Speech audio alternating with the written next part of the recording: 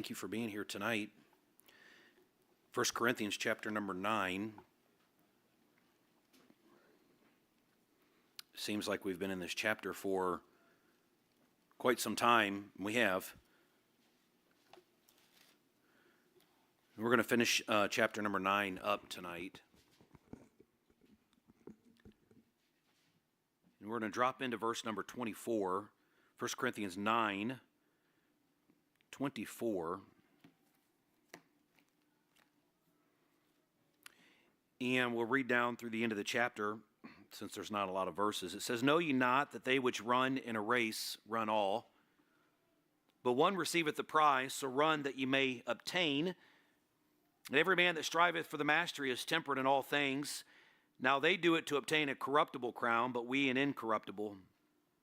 I therefore so run, not as uncertainly, so fight I, not as one that beateth the air. But I keep under my body, bring it into subjection, lest that by any means, when I have preached to others, I myself should be a castaway." Tonight, I want to teach on this thought in verses 24 through 27, champions, not chumps. Keep in mind what was going on inside this chapter. Paul is encouraging the Corinthian Baptist Church to be good teammates. I'm going to ask you several times tonight, are you a good teammate? I want you to think about that. When it comes to being a teammate, what makes a good teammate? And Paul definitely was a good teammate. And you'll notice in verse number 23, Paul was all about advancing the gospel. And he said in verse number 23, "And this I do for the gospel's sake, that I might be partaker thereof with you." Really, we could say tonight that Paul was in it to win it. And he wasn't going to be a castaway. You'll notice that in the very end of verse number 27, that simply means that Paul didn't want to be benched. I want to bring that thought back in from last week and the week before as we were talking about, we were using the dugout and being a part of a baseball team. Paul wasn't talking about losing his salvation in that specific verse. He was talking about being benched as a preacher. He didn't want to be a castaway or being benched as a teammate. He was a good champion for God. So I ask you tonight, what's a champion? When you think of the word champion, I'm going to give you the definition from the dictionary, but what is a champion? It's a winner. That's right. The dictionary defines it as a person who has defeated rivals in a competition. Now, there were some inside this church that were viewing Paul as competition. We know that there were some in the church, and we don't know how many. We don't know what the factions were and how it fared on one side or the other, but there were definitely people inside this church that didn't like the Apostle Paul. And they weren't good teammates to the Apostle Paul. As a matter of fact, they wanted him to stay in the dugout. There was a faction in there that said, "I am of Paul," and then another faction that said, "I'm of Apollos, and I'm of Cephas, and I am of Christ." And Paul, saying here in these last verses, as we're going to pick up on the context of this whole chapter, Paul didn't want to be a castaway.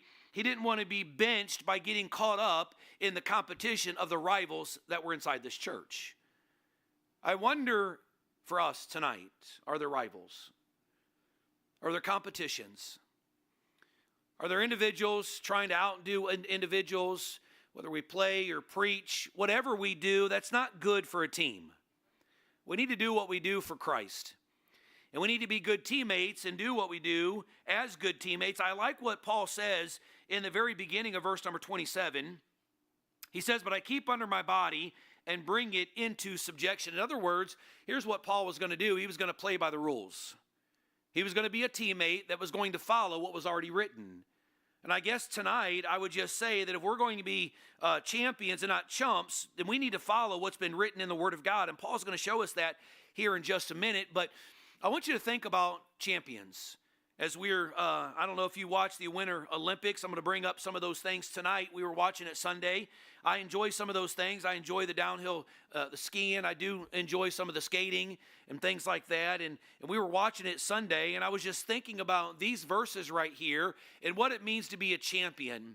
And I was watching some of these individuals that would win silver or bronze or gold, specifically gold for the United States of America. I'll pick up here in the first point in just a minute.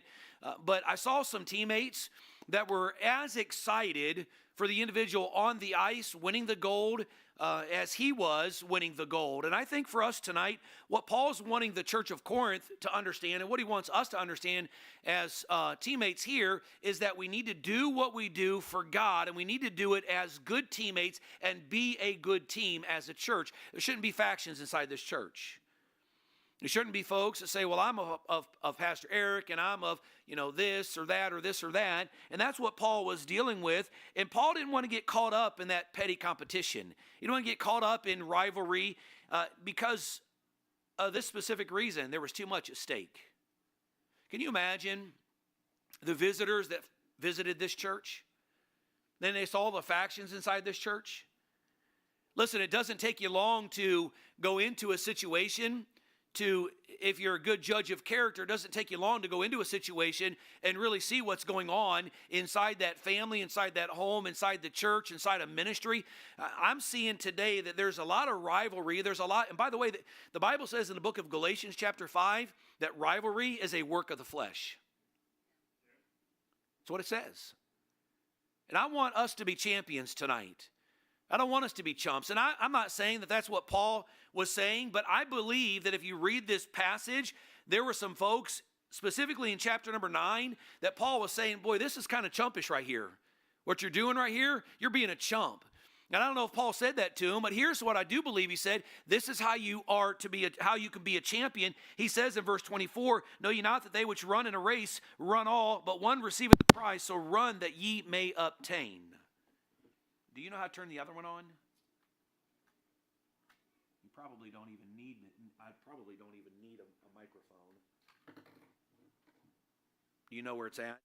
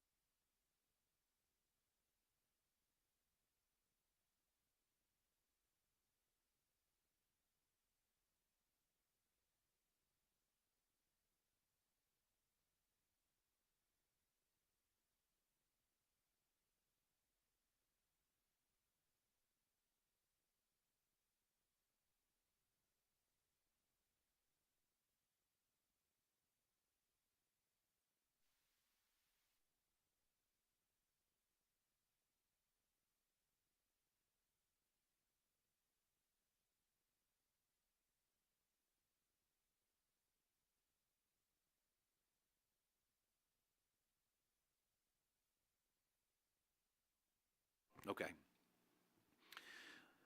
What's inside champions? Have you ever been a part of a championship team? What's inside a champion? I've coached baseball, and I don't say we won championships, but we were close on championship caliber teams. And you just see characteristics that are inside of champions. And I believe these characteristics are things that God wants inside of every believer here tonight. The first thing I want you to notice in these verses is that there's passion in champions. They love and long for what they're doing. Do you as a Christian, do you love and long for being a Christian? Do you love God? So I'm studying for Sunday night, and I was just thinking about, well, it's not anything you're doing back there, it's what I'm doing back here.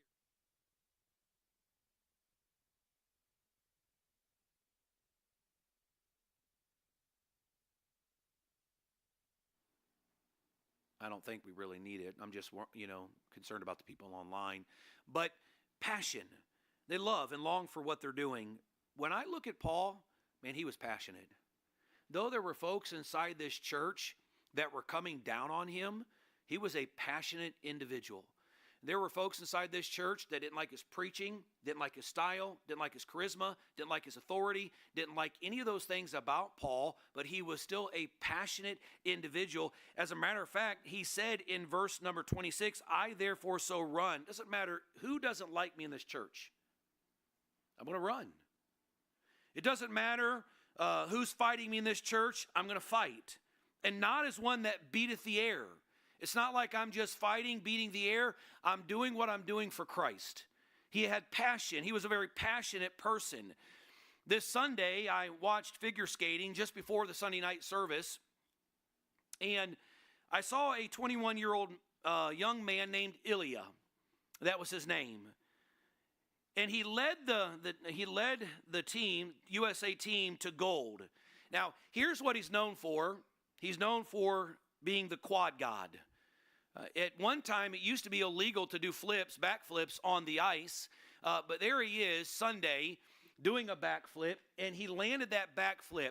But before he landed that backflip on the ice, I can't imagine doing that just on the ground, but doing it on skates on the ice. That is an amazing feat there.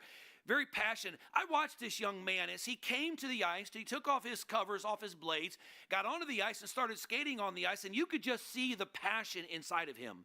And as he's skating, and they had the guy that skated before him, the leader before him, they had his score up. But as he's skating, they had his score right below the leader's score. And I saw myself, and I saw that score raising, and so I got up, and we were just getting ready to leave, and I started to get excited about what he was doing.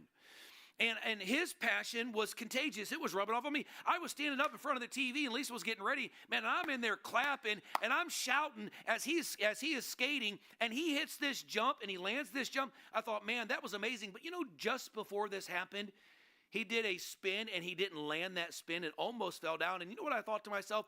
Boy, if that was me, that would have thrown the whole routine off. But there's something different in champions. You see, for the normal person, they would have just been thrown off. Somebody says a bad word to you or gives you a bad attitude or doesn't treat you the way that, you believe you ought to be treated, and it can throw our routine off. Come on now. Yeah, absolutely. Throw our day off. It can throw our church service off. It can do all those things. But Paul was a passionate person, and here's what I believe Paul did is he got on the ice of life, and he went through the routine that God had placed inside of him. He said, I'm going to bring my body into subjection, and I'm going to do what I'm doing for God, and I'm going to do it in a passionate way. That's who he was. And when Ilya came off of the ice, all of his teammates were standing there, high-fiving him, giving him a hug, encouraging him for what he did on the ice. Can you imagine if we laid aside our preconceived notions, we laid aside our pride inside the church, the competition, the rivalry that we have inside the church, and we actually high-fived each other for what we're doing? Can you imagine how much better the team would be? If somebody else leads somebody to Christ, I'm not going to get down about that. I'm going to get excited because somebody got saved. Paul, I believe in these verses, after they were not wanting to give him remuneration for what he was doing, I believe Paul had a burning desire, not only for himself to be passionate and to win gold at the judgment seat of Christ, not bronze, not silver, but gold at the judgment seat of Christ. I believe that he had a burning desire for the Corinthian Baptist Church to get at the judgment seat of Christ and win gold too. That's the kind of person the Apostle Paul was. It wasn't, silver, gold, and bronze, or silver, gold, and bronze. It was, hey, it's all even at the judgment seat of Christ, and we need to do what we do with passion because someday we're going to stand there and we're going to give an account for what we've done. Now, I noticed in this verse, notice what it says in verse number 24. He says, know ye. See that word there, ye, in verse number 24? He's talking to the team. You know the word ye in that verse is plural. We could read that verse like this. He says, know ye not that they which run in a race run all, but one receiveth the prize. So run that ye. When you see the word ye there in verse 24, he's saying we may obtain. Now, there's no I in team, but there is I in win. And you know what? When the team wins, we win. Not just as individuals standing at the judgment seat of Christ, but as a church, we win. And I believe Paul was just cheering them on to say, look, have passion about what you're doing. Don't worry about these factions. Hey, listen, don't be a chump, be a champion. And this is how you're a champion. Have passion deep within your soul. Is that you? You let one thing throw your... I can be honest with you. I've had things happen in the ministry that's just thrown me off. You know, I've fallen down, so to speak, on the spiritual ice. I got back up. Instead of doing the routine, I just, walked off the ice. Put my guards on, walked to the bench as a castaway. You ever done that? If somebody ruffled your feathers and you're like, I don't want to go through the routine. I don't want to do that. If anybody had a reason to quit, it was Paul. 23 incredible experiences I'm going to share here in just a minute in 2 Corinthians 11. Being shipwrecked, stoned, snake bitten, left for dead. And it didn't throw him off. Why? Because he had passion as a champion, but he also had preparation as a champion. Would you put that next picture up there, Logan? Michael Jordan said this. I love this. Champions don't become champions when they win an event, but in the hours, weeks, months, and years they spend, read the last phrase with me, ready to begin, preparing for it. I don't know where you fall on the greatest of all time, but I'd have to say that 6 rings probably solidifies Michael Jordan as the greatest of all time. He lived in a time where they knocked you around, not like today. You can't guard someone in the NBA today. It's not like it was back in the late 80s, early 90s when Michael Jordan played. Look, Michael Jordan wouldn't have won 6 championships without preparation. And you know what we as Christians want to do? We want the prize without the preparation. Give me the pulpit without school. Give me that class without discipleship. Give me this without this. Give me that without that. You know, there's a preparation for us as soldiers. Logan didn't just go to boot camp and, was there for a week and said, hey, I'm a soldier now. He had to go through 13 weeks of training to earn the title of becoming a Marine, and it took a lot of preparation. You don't get the Eagle, Globe, and Anchor at the end of the crucible by just spending a week on Paris Island. You've got to spend 13 weeks. And I think for us as Christians, we just kind of fly by the seat of our pants and think this is going to get it done. But listen, that's what's killing churches today. There's got to be a preparation, whether it's in basketball, football, baseball, military, inside the church. There is a preparation, and we need to have a passion for what we're doing. And Paul was trying to prepare them. I thought about Kobe Bryant. Look what Kobe Bryant said. I think for me, Kobe Bryant's probably the second greatest basketball player in the NBA. Kobe Bryant said, I can't relate to lazy people. We don't speak the same language. I don't understand you. I don't want to understand you. Listen, Paul was saying it's going to take some work. He says there, know ye not that they which run in a race run all, but one receiveth the prize. How do you run and receive that prize? Through preparation. Kobe Bryant didn't win 5 championships without preparation. As a matter of fact, when you study Kobe Bryant's life, it is extremely convicting. Up at 3 o'clock in the morning, at the basketball arena at 4 o'clock in the morning, and he's not there trying new trick shots and doing all that stuff. You know what he's there doing? He's going through the basics. You know what the basics are for Christians? Read your Bible. Yeah, but I've done that. Read it again. Pray. Well, I've done that. You've probably not prayed enough. Basics. Come to church, Sunday school, Sunday morning, Sunday night, midweek service. Go soul winning. Give your tithe. Support Faith Promise. Hey, do those things. Those are the basic things for Christians. And you know what we need to do? We need to get passionate about that. And it takes preparation. Paul said there in verse number 25, and every man that striveth for the mastery. The word mastery means superior in competition. You've mastered something. He says is temperate, is controlled in all things. You know, I thought about athletes. You think about Kobe Bryant, you think about Michael Jordan, you think about Ilya as he's skating on the ice on Sunday. Lindsay Lohan, I don't remember what her last name is, but she got in a wreck going down the hill. She was skiing with a torn ACL already. Man, the heart of a champion. You know what it takes for us to be champions? It takes diligence. He's saying this, know ye not that they which run in a race run all, but one receiveth the prize, and every man that striveth for the mastery striveth. I mean, that is work.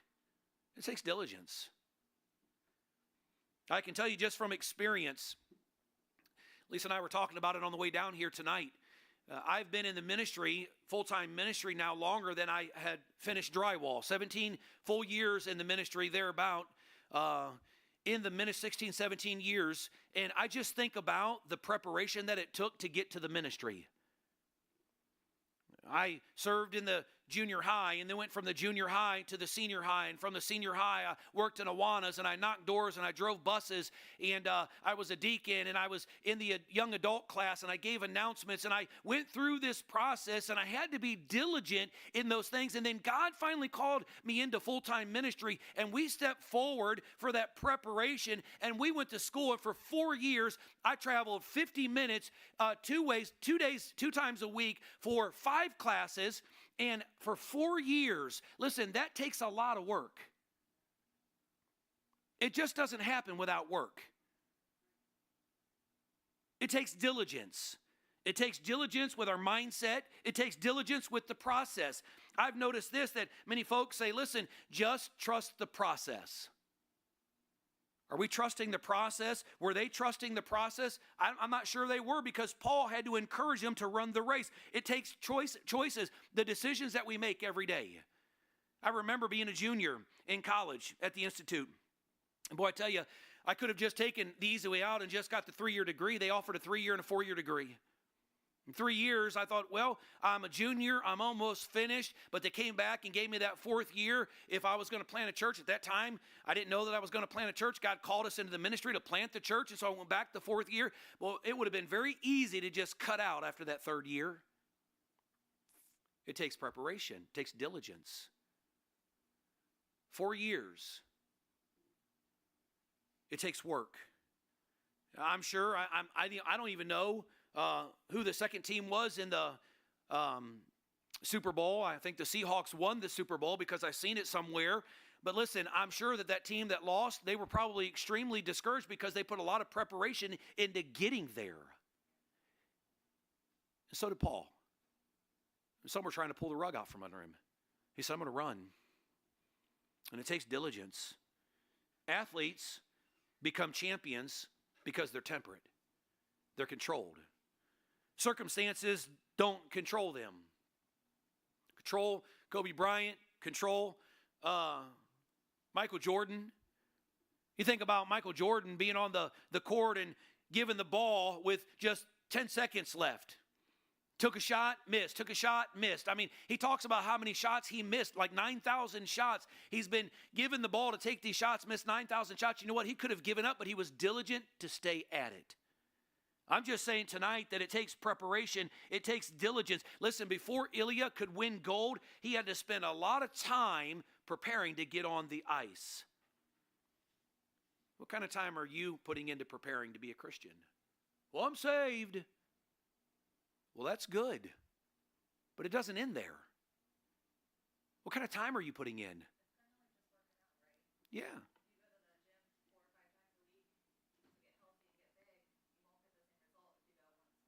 Absolutely. Yeah. Sure thing. We have to keep doing what we're doing. I'm sure you understand that being in gymnastics. It takes a lot of work to get good. And I think Paul is saying there are too many Christians that are focused on competition and really being chumps instead of focusing on how to be a champion. And champions have passion no matter what somebody's trying to throw at them. Think about all those individuals that get behind the basketball goal when somebody's trying to shoot a free throw. And they're shaking all those things. That's what the devil does to us. But guess what? We as Christians, we do that too. Because that's what they were doing to Paul. And Paul was diligent. 23 incredible experiences he records in 2 Corinthians 11. And you know what? He wasn't controlled by any of them. Instead, he was built faith tough, and he became a better teammate because he went through those tough things. He ran his race with patience, and I'm glad that he finished his race the way he did. Paul was a faithful Christian to the end. And he certainly did not become a castaway. They could try to bench him, and they did try to bench him. But he wasn't going to let it happen. It takes diligence. Then it takes discipline. Every man that striveth for the mastery is temperate. You know what the difference between chumps and champs are? Discipline. Are you disciplined as a Christian? When Wednesday comes around, are you so disciplined that it's not even a thought that you're going to stay home for midweek service? That's discipline. When Tuesday rolls around from May through October, it's not even a thought that you're going to show up here if you're off work at 6:30 to go knock doors. It's discipline. I'm going to be in my place playing my instruments. I'm going to be in my place leading the songs. I'm going to be in my place. My seat is I'm going to fill my seat. I'm going to fill my ministry. It's not even going to be a thought. I'm going to be disciplined in what God has called me to do. Listen, Kobe Bryant, Michael Jordan, Ilya, any of these athletes, they are disciplined, and that's why they become champions. That means paying a price. That means no pain, no gain. That means that we train with the pain. I don't know what Lindsay's last name is, but she was at the top of that hill with a torn ACL. Lindsay Vaughn. That's a champion. You say, well, that was dumb. She was giving it all she had. But you know what we do when we have a spiritual torn ACL? We get bitter. We get angry. We just cut it. We're out. We bench ourselves. You know how many times I've seen Christians right here inside this church bench themselves because of something that's going on in their home, their life, their circle, the church? Listen, we've got a short time to win people to Christ, and we've got a short time to impact those people that we've won to Christ. We have no idea when Christ is going to break the eastern sky, but I can tell you this, it's shorter today than it's ever been. Discipline. You know what discipline is? 2-a-days. In the heat. How many of you played football? Man, I hated those 2-a-days. They were hard. It's getting on the mat as a wrestler. They've got the room cranked with heat because you have to make weight. Been there. If you've wrestled, you know how difficult that is. Cutting that weight, trying to wrestle under, that weight and stay under that weight and trying to stay healthy and trying to stay hydrated. Listen, we as Christians, we've got to train in the 2-a-days. We've got to get in the heat, not run away from the heat. Paul was in the heat. Man, they were coming down on him because of his message, his charisma, his authority, his style, who he was. And yet, right in the middle of that heat, he says, I got passion. I'm going to run. I've got passion. I'm going to fight, not as one that beateth the air. I've got passion. I have been prepared. I am going to be diligent, and I'm going to be disciplined even in the midst of the heat. Champions are willing to go the second mile. I love what Jordan said. Again, he said, if you do the work, you get rewarded. Listen to this. There are no shortcuts in life, and he's unsaved. I'm not a betting man, but I would have to say that he's not a born-again Christian. From what I've heard, he's not a very nice person. But you know what he said? There are no shortcuts in life. None. We as Christians, we take shortcuts. I am noticing As I have spent time with the Lord just for Sunday night's message, tonight's message and Sunday night's message, I finish it up today. There are sometimes I'm trying to take shortcuts. And it takes discipline. I think it was Jordan that said, to achieve greatness, you must trust the process. Discipline. That's what he said right there. To achieve greatness, you have to trust it. But it also takes determination. Paul said, I therefore, so run. Not as uncertainly. Paul knew where he was going. He had vision. He knew where the church of Corinth was going. He knew where his ministry was going. He knew where his life was going. And you know what? Many of us as Christians, we're running uncertainly. We have no clue where we're going. We've got no vision for our family. We've got no vision for our faith. We've got no vision for our ministries. We have no idea if we're coming or going. We're running uncertainly. We're fighting and we're just beating the air. It takes determination. So I was just thinking about just sports in general and trying to just bring it over into the Christian life, and it really should be the Christian life that's going over into sports. There should be no half-hearted effort as a Christian. Well, I'm here. I'll lead. No, man, passion. Preach with passion. Read with passion. Sing with passion. Clean with passion. Hey, soul win with passion. Teach that class with passion. Play that instrument with passion. Hey, preach with passion. Teach with passion. Lead somebody to Christ with passion. We need passion tonight. Stand up and open your songbook and sing out to God. Do it with passion. Write your tithe check with passion. Write your missions offering with passion. Hey, make that visit with passion. Win those people with passion. Listen, nothing less than best for Jesus. No junk for Jesus. Some of these athletes have more passion and more preparation than the Christians sitting among us tonight. Determination. So run. Paul said, and whatsoever you do, do it heartily as to the Lord and not unto men. I'm not preaching tonight for you. I'm preaching to God. I'm preaching for God. And I want to do it with passion. And listen, it takes diligence and discipline and determination to stay in the study and to stay studying and praying and walking with God so that I can feed you. It takes passion. Are you as passionate coming through those doors and saying, God, feed me tonight? I want it. Give me what you got.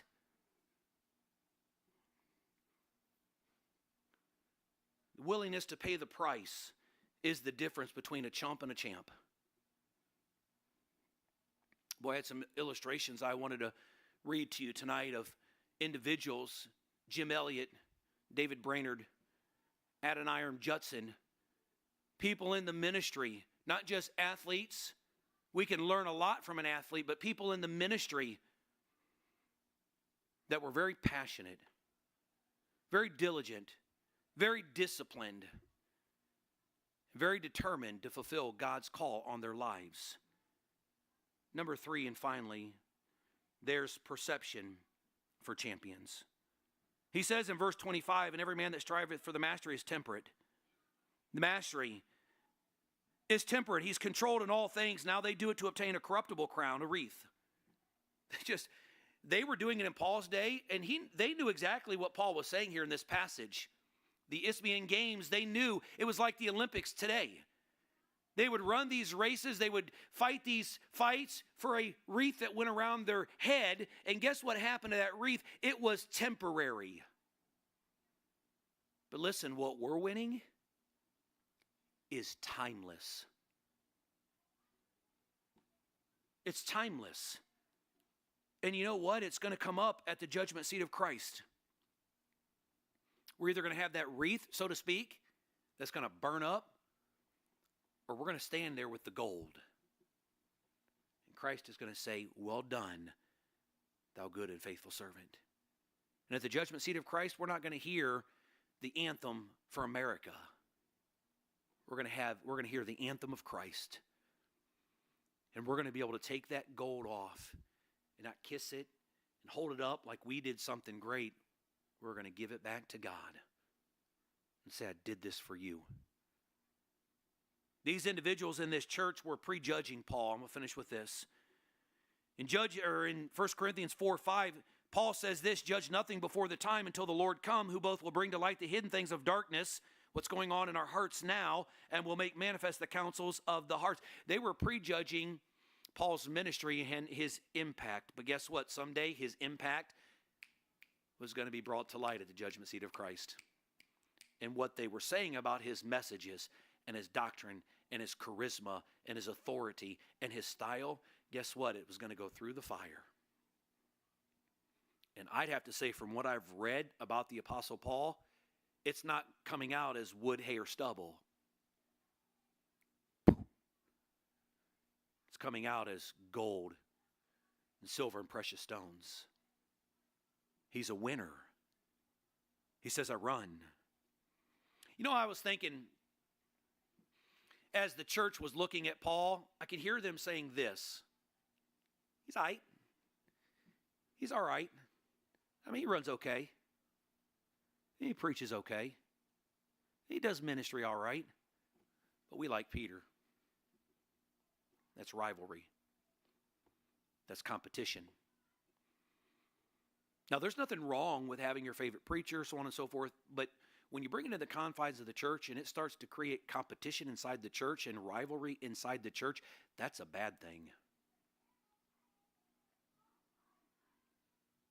The teammates of the Corinthian Baptist Church had a choice to make, and here it is, be chumps or champions for God. And it's really for us too.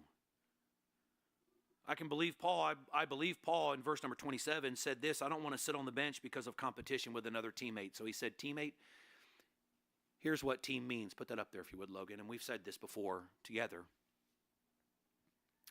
Everyone achieves more.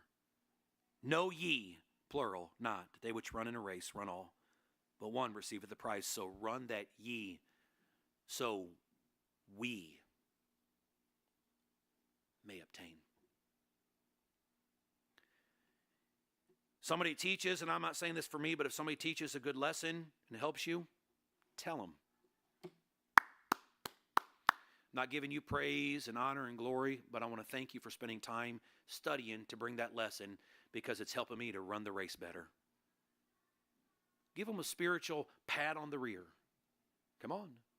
Somebody sings a song that blesses your heart, speaks to you, go to them. Be a teammate because together, everyone achieves more. You come into the church and it's clean, let the cleaner know. You come into the church and you see this or that, let somebody know because listen, it helps the team to advance for God. That's what good teammates do. When Ilya came off of that ice, and I just pictured Paul walking through the Corinthian Baptist Church, and I tried to picture the bench and those that were his biggest fans. Hey, Paul, got you. I'm running. I'm going to run like I've never ran. I'm going to fight like I've never fought. Paul, thank you. But then I saw that other crowd. I saw the other crowd over there that didn't like Paul. And you know what Paul did? I know he did. He loved them both. He had passion for both. He prepared both. Why? Because someday the prize is coming. And Paul didn't just want the gold. He wanted Kevin to have it. He wanted Luke to have it. He wanted Stephanie to have it. See, Paul was the type of person that said, come on. You're coming with me. Let's run. Let's fight. Let's do what we do for the gospel's sake. No chumps at Gospel Light Baptist Church. No chumps. We're champions when we have passion. We have preparation. Let's be diligent.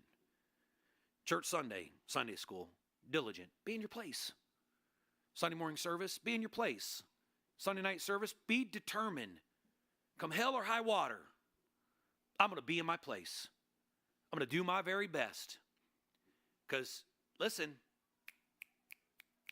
judgment seat of Christ is just around the corner. And I don't know about you, that's going to be a time where everything is brought to light. Man, let's just be good teammates. Let's high five and let's do what we do, knowing that we're advancing the team and knowing that someday we're going to stand before Christ for sure. Father, I stumbled out of the